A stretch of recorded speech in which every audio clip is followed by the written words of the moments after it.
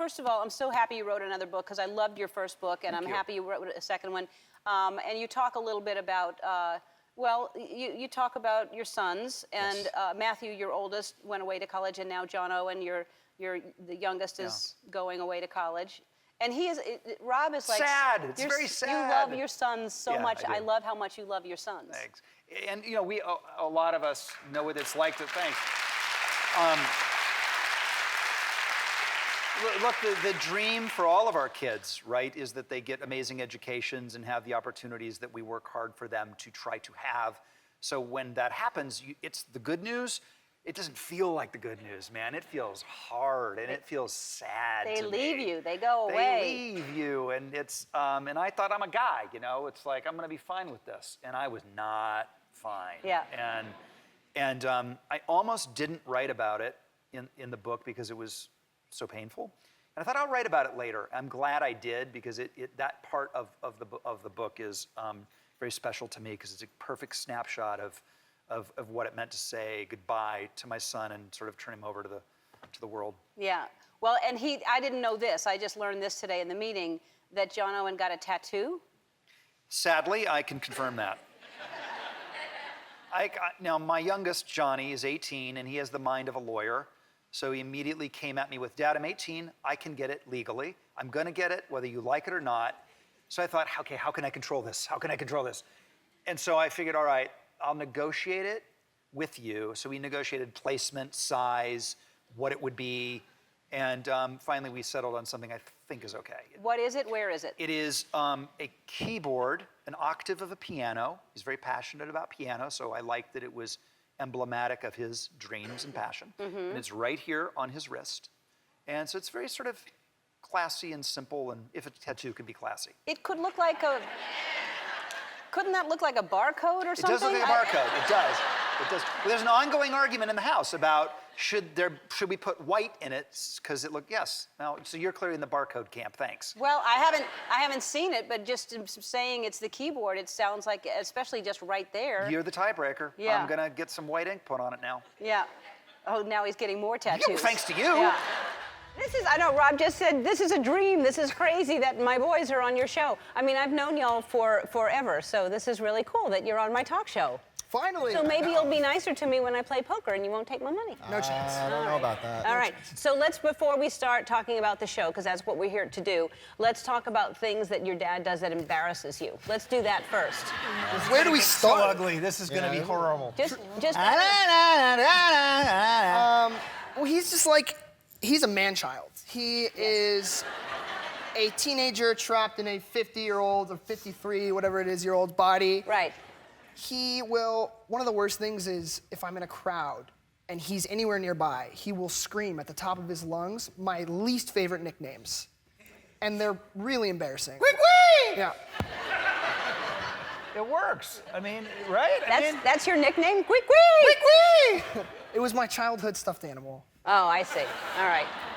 All right. It works. What else does he do? For me, the thing that gets me the most is, anytime we're out, if anyone will ask to take a picture, if we're taking a family picture or anything, it's like, no, this can't be done here. Like, the light is not right. Like, I'm not at all. Like, let me take it. I'm like, it's a candid picture, man. As a father, I like to teach lessons. If it's worth doing, it's worth doing right.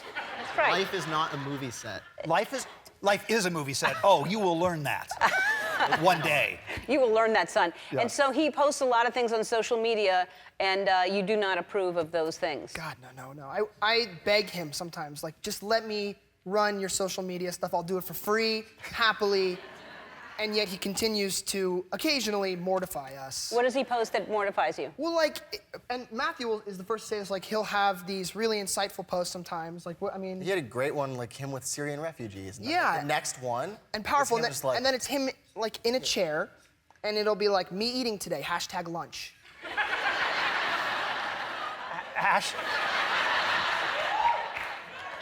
So, is it that me in the chair is boring, or is the hashtag is horrible? Well, look, we got one. Yeah. How is that entertaining at all? Because it's what I'm doing? I don't know. All right, I'll let you start running. He likes selfies, I think, a little too much. Yeah. No, there's nothing wrong with those selfies. People like to look at your dad. Sorry to break it to you, but he's very handsome, and people like to look at him.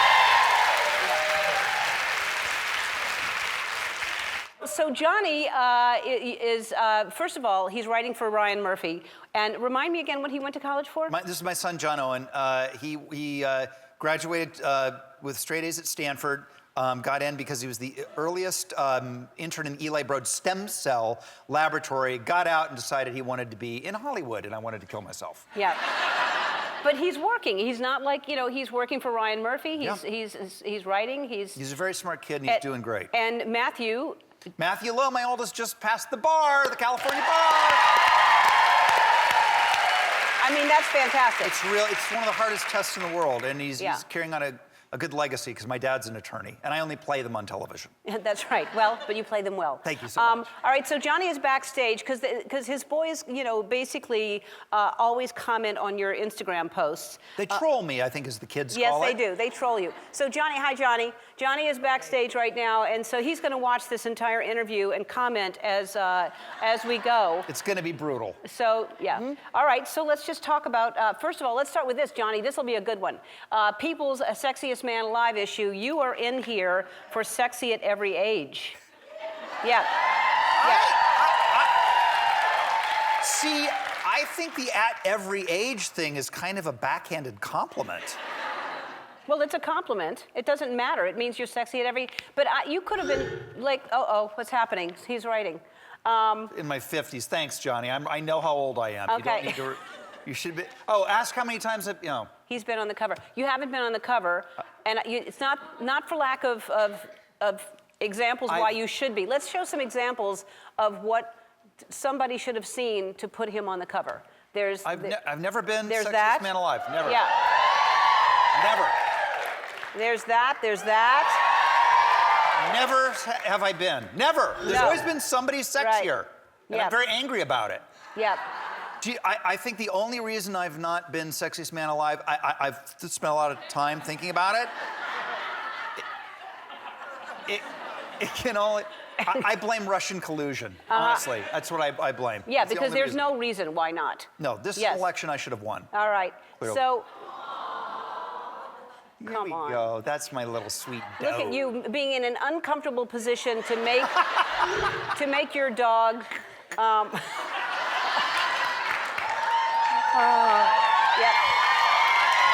Killing me. Johnny, that's only encouraging them to do that. Yeah. All right, let's show. There's a picture of you with a giant. Is this a turtle or a tortoise? What's the? It's a tortoise. This is one of the. This is at the Galapagos Islands. How old is that thing? They do not know, but it's probably 150 years. Yeah. How old? They live like 200 years old. They honestly don't truly know how old they can live to be, but that is obviously a big boy right there. That is incredible. Uh-oh.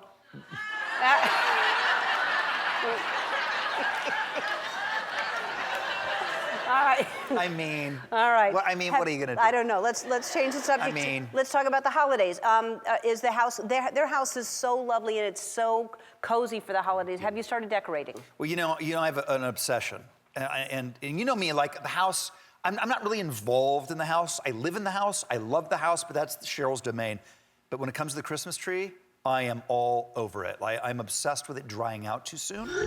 We can. Like that's my what's he saying? No, but he's right about this. Like, I have like a phobia about like the pine needles that get all brittle and fall, and then it's gonna But be there's things you flammable. can put like 7-Up in the water. You can get sugar. Thank you. You know my trick. It's half 7-Up, half water. Yes. And I am obsessed with this. This is like all I care about during the holidays. So do you time it out? Did you buy the tree already, or are you waiting to closer to Christmas? You gotta wait till you can't do it now because it will dry out no matter how much 7-Up and water you put in because it. of the heat in the house and That's everything. right, exactly. Right. And then are you the kind of person who do you get rid of the tree like the day after Christmas, or do you leave it up all through January? Cheryl and I don't disagree on much, but we disagree on that. I'd like to have a little afterglow. Uh-huh. She literally has that tree out of the house by lunch on Christmas Day. Uh-huh. I understand. I don't understand people who put it up too soon and keep it too long. I think No. it's there's a good It time. says a lot about you. I think how you handle your Christmas tree says a lot about you. I really do. What does it say about me? Well, how do you handle yours? What? How do I handle my tree? Yes. That is none of your business how I handle my Johnny, stop typing and come on out here and say hi and give your dad a hug. Johnny!